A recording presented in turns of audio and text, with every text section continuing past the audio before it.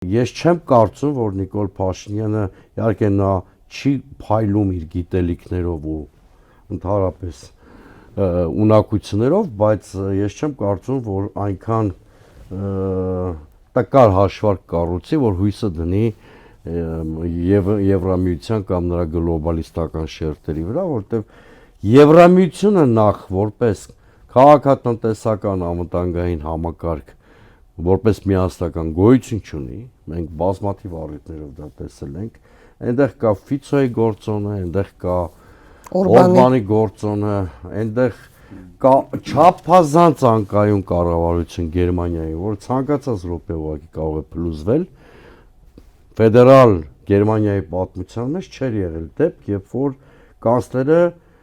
երաշխավորված մեծամասնություն ունենալով առաջի փորձով չկարողանա դառնալ կանցլեր, հա, մերձի պարագայում եղավ։ Եվ մենք գիտենք նաև, որ